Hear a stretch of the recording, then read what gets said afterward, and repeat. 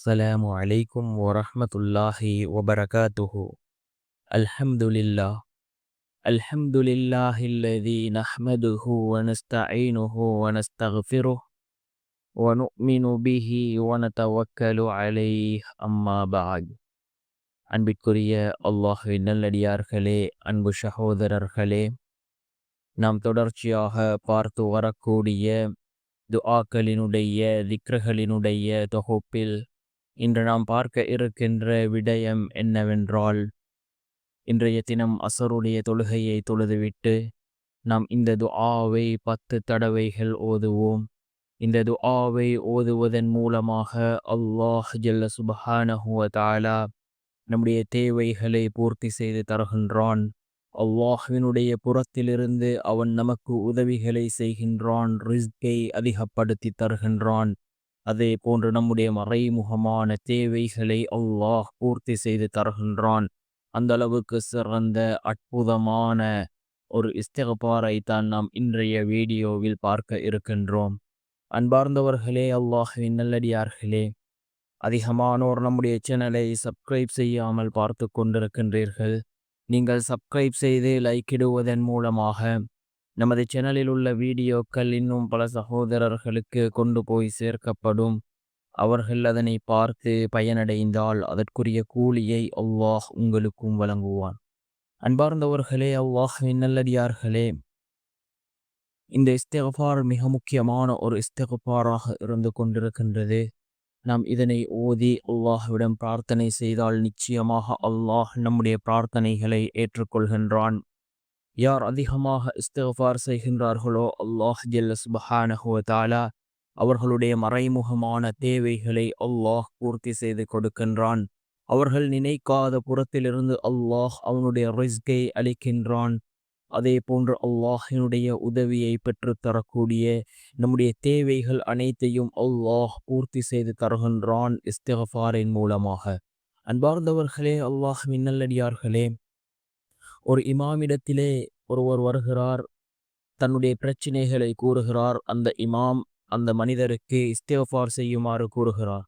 சிறிது காலம் கழித்து இன்னும் ஒரு மனிதர் வருகிறார். அவர் வேறு விதமான பிரச்சனையுடன் வருகிறார். அவருக்கும் அந்த இமாம் இஸ்திக்பார் செய்யுமாறு கூறுகிறார். இன்னும் சிறிது காலம் கழித்து இன்னும் ஒரு மனிதர் வருகிறார். அவரும் வேறு விதமான பிரச்சனையுடன் வருகிறார். அவருக்கும் அந்த இமாம் இஸ்திக்பார் செய்யுமாறு கூறுகிறார். இதனை கவனித்த அந்த இமாமினுடைய மாணவர், நீங்கள் 3 விதமான மனிதர்களும் 3 விதமான பிரச்சனையுடன் வந்தார்கள், மூவருக்குமே நீங்கள் இஸ்திக்பார் செய்யுமாறு கூறினீர்கள் என்று அந்த இமாமிடத்திலே கேட்டபொழுது அதற்கு அந்த இமாம் கூறினார்கள், எல்லா விதமான பிரச்சினைகளுக்குமான தீர்வு இஸ்திக்பாரில் இருக்கின்றது என்று அந்த இமாம் தன்னுடைய மாணவருக்கு விளக்கத்தை கூறினார்கள். அன்பார்ந்தவர்களே, அல்லாஹ்வின் நல்லடியார்களே, நாம் இஸ்திக்பார் செய்வதன் மூலமாக அல்லாஹ் ஜல்ல சுப்ஹானஹு வ தஆலா நம்முடைய பாவங்களையும் மன்னிக்கின்றான், நம்முடைய தேவைகளை பூர்த்தி செய்து தருகின்றான், கவலைகள் கஷ்டங்கள் இவைகள் அனைத்தையும் அல்லாஹ் நீக்குகின்றான்.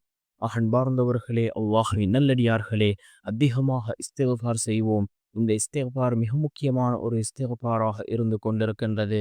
அஸ்தக்ஃபிருல்லாஹல்லதி லா இலாஹ இல்லா ஹுவல் ஹய்யுல் கய்யூம் மின் குல்லி தம்பின் வ ஹதீஅத்தின் வ அதூபு இலைஹி வ ஹுவ ஹய்யுன் தாயிமுன் காயிமுன் லா யஃபூது வ லா யமூது பியதிஹில் முல்கு வ ஹுவ அலா குல்லி ஷைஇன் கதீர்.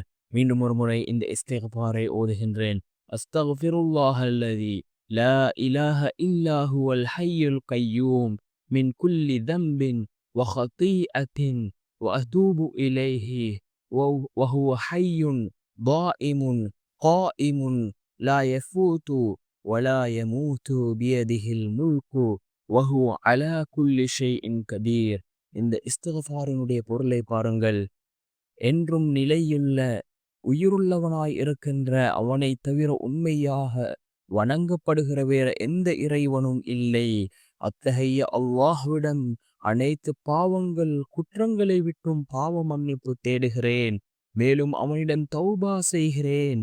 மேலும் அவன் என்றும் உயிருள்ளவன், நிரந்தரமானவன், நிலையுள்ளவன்.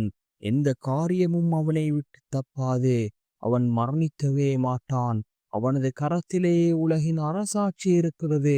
அவனே எல்லா காரியங்கள் மீதும் வல்லமை பெற்றவன் என்று பொருள்படக்கூடிய மிகச் சிறந்த ஒரு இஸ்திக்ஃபார். இதனை நாம் அதிகமாக ஓதுவோம். ஒவ்வொரு நாளும் குறைந்தது 10 தடவையாவது ஓதுவோம்.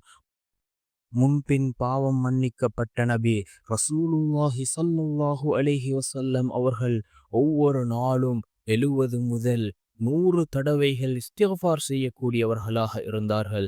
பாவமே செய்யாத நபி, அவர்களுடைய எல்லா பாவங்களையும் அல்லாஹ் மன்னித்து விட்டான்.